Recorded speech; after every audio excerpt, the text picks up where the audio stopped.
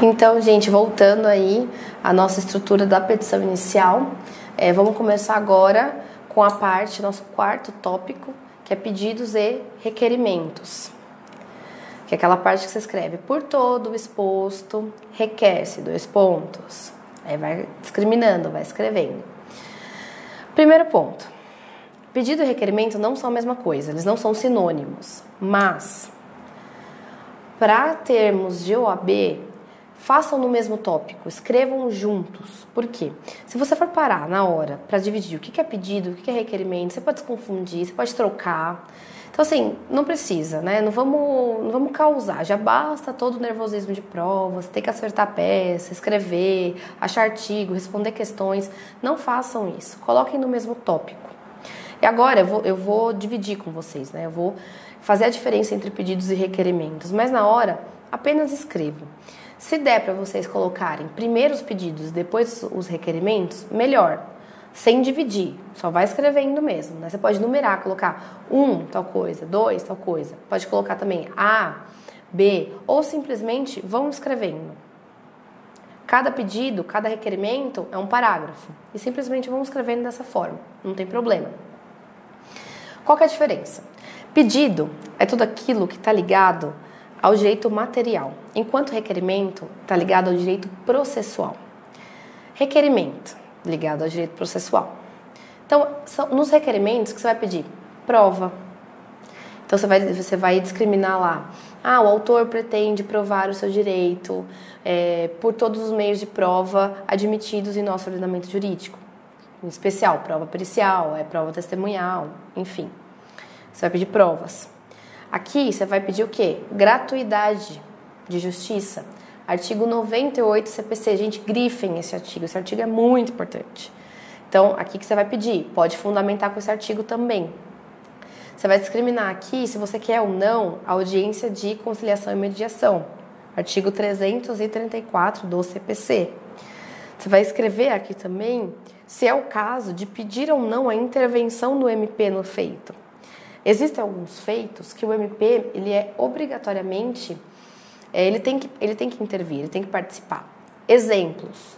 Se a questão tratar sobre menor de idade e idoso, gente, tenho certeza que o MP ele vai entrar como fiscal da lei.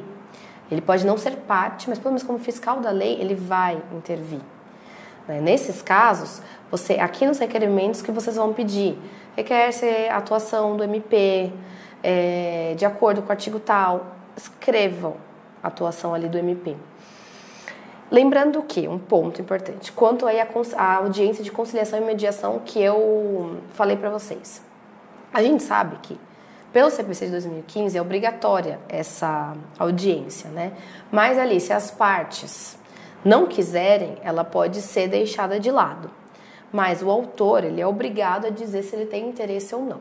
Se o exercício não disser nada sobre essa audiência, não falar nada sobre, você, como advogado do teu autor, você diz que ele tem interesse. Então, o autor manifesta-se a favor da audiência de conciliação e mediação do artigo 334 do CPC. Se por um acaso o enunciado disser, dá alguma informação ali para vocês que não vai rolar a audiência, que uma das partes não está com vontade, que não quer, coisas do tipo, se referir ali à audiência de uma maneira mais negativa, tipo, olha, não sei o que, então não vai dar tempo de fazer audiência, coisas assim. Aí sim, vocês também podem colocar, olha, o autor não tem interesse na audiência de mediação e conciliação, não tem problema, mas digam alguma coisa sobre essa audiência, porque ela é obrigatória, em tese, apesar de ter casos de ser dispensada, ela é obrigatória. Então escreva, porque vai mostrar para o teu examinador que você sabe que essa audiência existe. Ela é uma novidade no CPC, então, e você está dizendo se o autor quer ou não. Então coloque em algum tópico que diga sobre essa audiência. Quanto aos pedidos, falei aí que os pedidos, eles têm relação com o direito material. Efetivamente, os pedidos, eles têm relação com o direito material.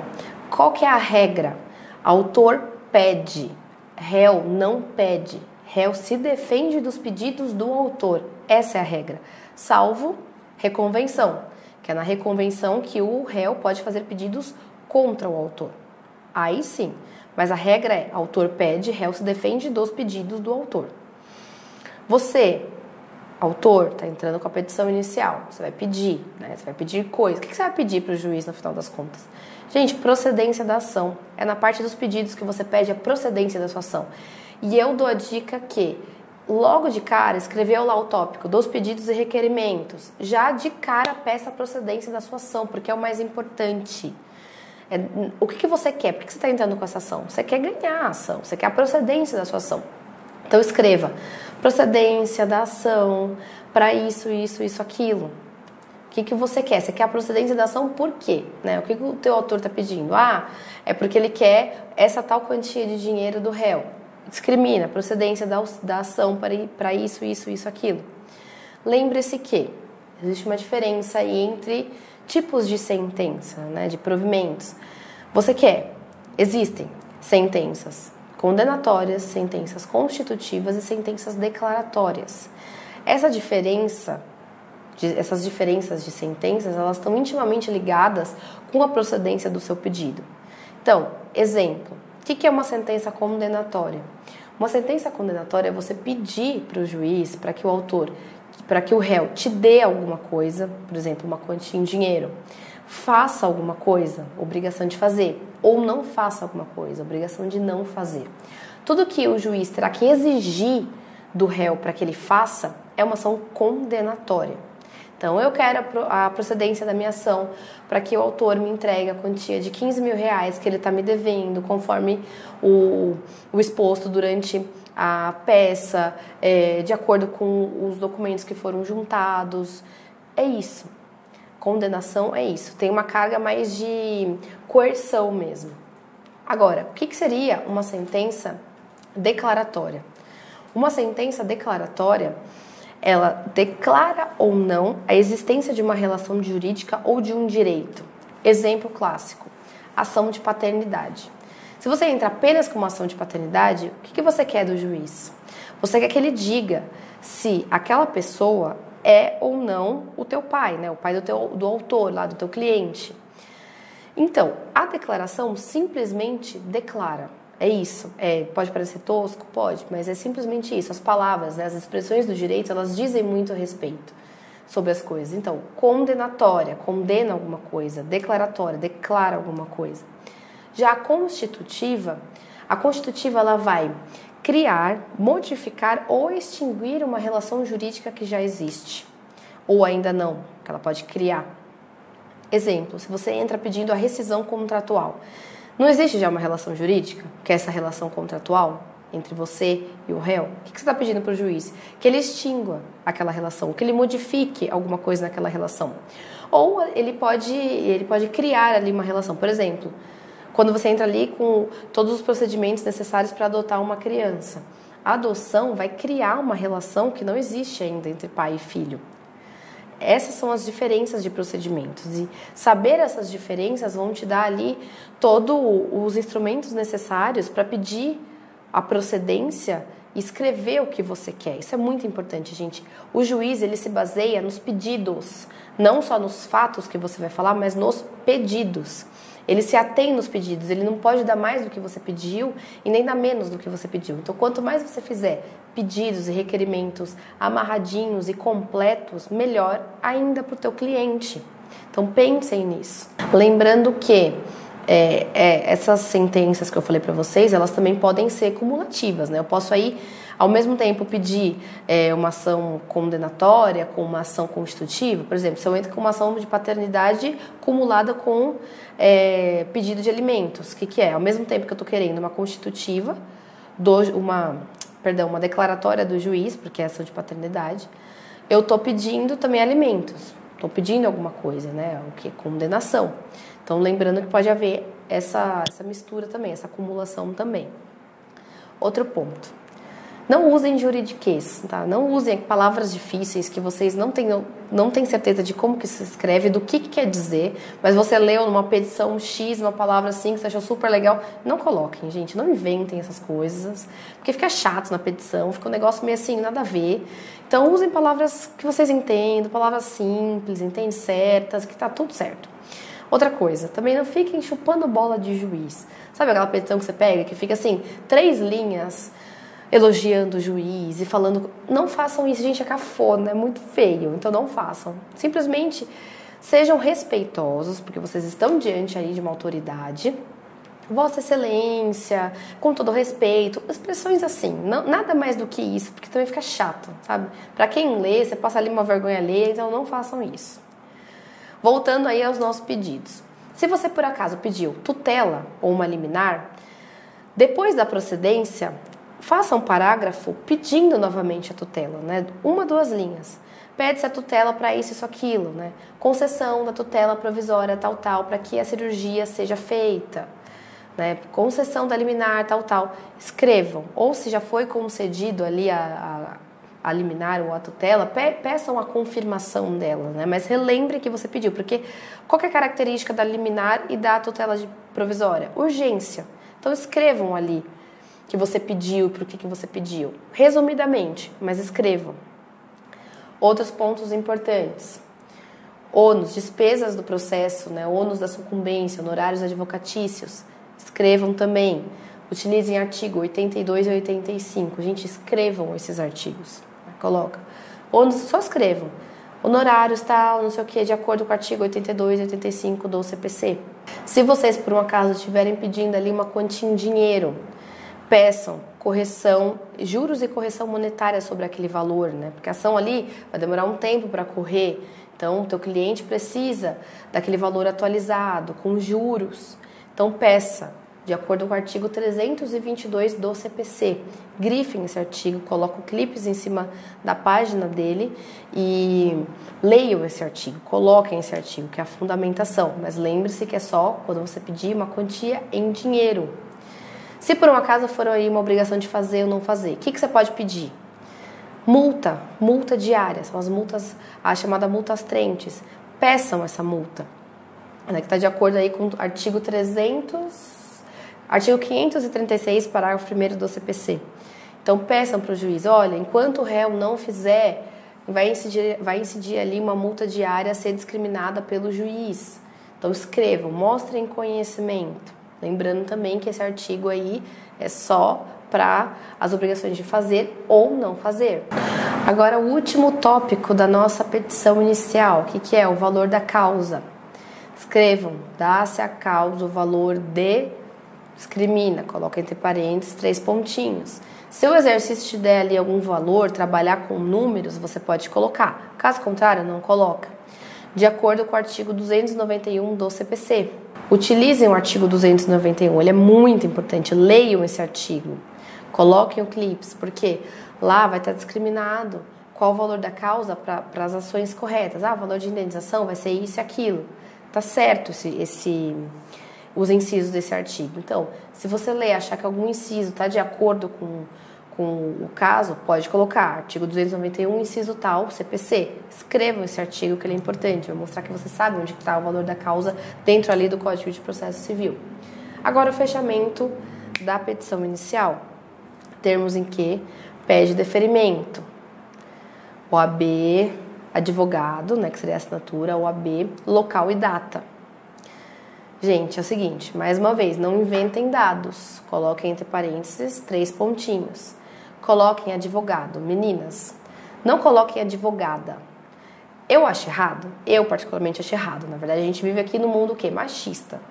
É muito chato isso. Nossa gramática é machista. Mas não coloquem. Por quê? Evitem problemas. Você não sabe quem vai corrigir a sua prova. Se eu pegasse a tua prova, eu não acharia nada demais. Muito pelo contrário, se é uma mulher que está escrevendo, qual que é o problema de colocar advogada? Mas pode ser que algum examinador chato pegue ali a tua prova, leia e fala, nossa, será que ela não está tentando se identificar? Será, sabe, pode tirar ponto, ou mesmo ali causar um problema maior, tipo desclassificar sua peça. Então não façam isso. Coloca advogado e deixa. No nosso mundo prático a gente muda isso e tá tudo certo, mas infelizmente, principalmente no direito, a gente tem ali uma carga bem grande aí de machismo e coisas do tipo. Então assim, ao longo dos anos eu creio que vai mudar, mas enquanto isso não vamos causar, né? Não vamos ter problemas. Quanto à data, na maioria das vezes vocês não vão datar. Pode ser que o exercício te peça para datar, mas ele vai falar, ele vai deixar claro o que quer que você date e vai te dar informações para você colocar a data correta, né?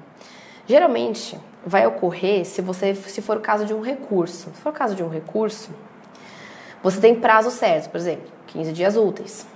Então você vai datar e você vai datar sempre no último dia do prazo. Então você vai contar direitinho prazos úteis, né, excluindo ali final de semana e tal, e vai colocar o prazo certinho, bonitinho, do último prazo que você tem, último dia do prazo. Geralmente, se é uma petição inicial, né, uma ação de conhecimento, lá que você entra, não tem prazo. Então, né, geralmente não vai ser o caso. Tem algumas exceções, mas geralmente não vai ser o caso.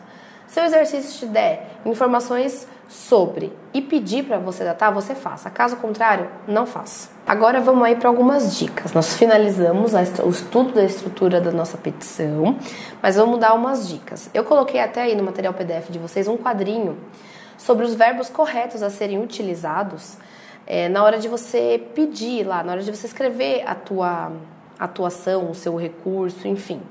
Exemplo, se você está escrevendo, confeccionando uma petição inicial, utilize verbos como propor ação tal, tal, tal. Se você está escrevendo, por exemplo, um mandado de segurança, um mandado de injunção, um HC ou um habeas data, né, que são o quê? Ações mandamentais, o verbo correto a ser utilizado é impetrar.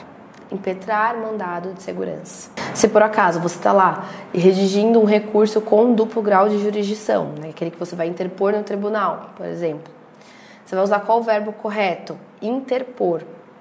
Esse é o verbo mais adequado. Se for ali recursos sem duplo grau de jurisdição, por exemplo, embargo de declaração, é um recurso, só que ele não tem o duplo grau, porque você vai interpor no mesmo juízo que proferiu aquela sentença, aquela decisão.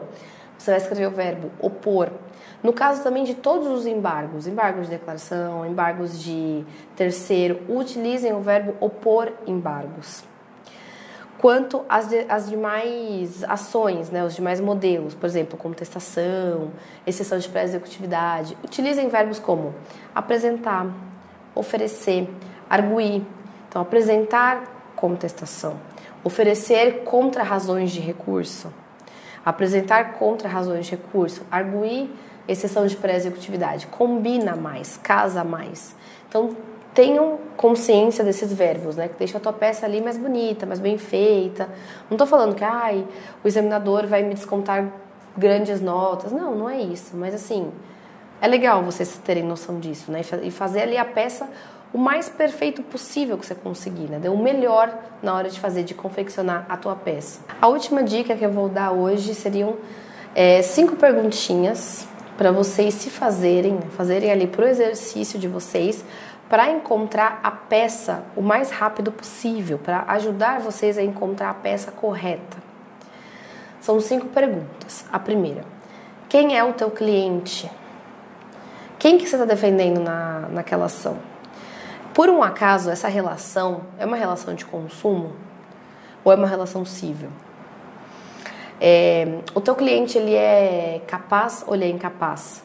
Isso aí vai depender. Se ele for incapaz, ele vai precisar de uma representação, ele vai precisar de um auxílio, né? Por exemplo, se você estiver pedindo, o seu cliente for um menor de idade pedindo, uma criança de 10 anos pedindo alimentos para o pai, ele é o teu cliente, ele é menor de idade, você vai precisar o quê? De uma representação para aquela criança. Então, já pensem, quando vocês se questionarem quem é o seu cliente, já pensem nesses outros desdobramentos da pergunta. Segundo, em que fase processual o meu enunciado está? Façam mentalmente, agora vocês vão escrever no papel, mas lá vocês podem até fazer mentalmente a linha do tempo do processo. Nessa linha do tempo, vocês passem uma linha e coloquem 7 pontos para vocês se localizarem. Primeiro, petição inicial. Segundo, citação. Terceiro, audiência de conciliação e mediação. 4, defesa. 5, provas. 6, sentença. E 7, recurso. Escrevam, passem uma linha, escrevam esses 7 pontos. Aí vocês vão ler o teu enunciado. O enunciado não está falando nada, que não existe ação, contou um caso lá e pediu para eu, como advogado, ajudar o meu cliente e tal. Provavelmente está se tratando do quê? Uma petição inicial, fase pré-processual. Nada disso existiu. Está aqui no comecinho da minha linha do tempo. Escrevam e marquem onde está. Isso ajuda vocês visualizarem. Se por um acaso eu estou lendo e está escrito que já teve sentença. Teve sentença, teve a petição, teve defesa, teve tal, chegou na sentença. Possivelmente você está diante do quê? De um recurso. Possivelmente um recurso de apelação, na maioria das vezes. Então, escreva na sua linha do tempo. Vai ajudar vocês a visualizarem direitinho a fase processual que se encontra. Terceira pergunta. O que o meu cliente quer? Tá, ele aconteceu tal coisa. Por que ele quer? O que ele está querendo? Escreva o que ele está querendo. Qual a palavra de vocês mesmo? Não precisa colocar em termos jurídicos. Não, é rápido. É um jogo que você mesmo vai fazer para você entender qual a situação do enunciado, o que o teu cliente quer, como que ele quer. Então, para vocês mesmos distinguirem e saberem qual peça que está se tratando, que vocês vão confeccionar. Quarta pergunta. O que aconteceu para o meu cliente querer tal coisa? Quais foram os fatos que ocorreram? E quinto, é urgente? Eu estou diante de uma situação de urgência? Tenham certeza que se vocês lerem com calma, o enunciado vai trazer todas as respostas para essas perguntas. Se for um caso de urgência, por exemplo, casos ligados à saúde, a pessoa precisa fazer uma cirurgia urgente porque ela vai perder uma perna, porque ela vai correr risco de vida. Ou mesmo, não só questões ligadas à saúde e à vida, mas o que é uma questão de urgência? Eu mesma, no modelo que eu redigi para vocês, do casinho, por que eu peço a tutela? Porque é uma questão de urgência, né? A nossa cliente, ela precisa ali até um prazo para entregar a tese dela de mestrado. Ela precisa de um computador urgente para escrever, para poder pesquisar. Então, assim, um caso de urgência, eu posso pedir uma tutela para isso, não tem problema. Então, é ou não é? Você pode estar diante de uma liminar, de uma tutela provisória. Então, façam essas perguntas que vão ajudar vocês a encontrar mais rapidamente a peça correta. Gente, por hoje era só. Falei muita coisa importante, muita coisa legal. Vão pausando o vídeo, vão escrevendo, vão anotando direitinho. Anotem no material PDF de vocês, deixe bem completinho. Faz assim um compiladinho mesmo de anotações, de PDF, enfim, como você achar melhor, para dar uma olhada mais rápido, para sempre estar consultando. E façam exercício porque o treino te fortalece, né? Te fortalece para o quê? Para na hora da prova você escrever com mais segurança, escrever bem, escrever melhor, não esquecer os artigos, já está na tua cabeça direitinho as estruturas, as peças, e você arrasar na hora da prova. Então, qualquer dúvida, podem me chamar no direct do Instagram ou mesmo por e-mail, que eu respondo o mais rápido possível, tá? Muito obrigada e é isso, espero que vocês tenham gostado.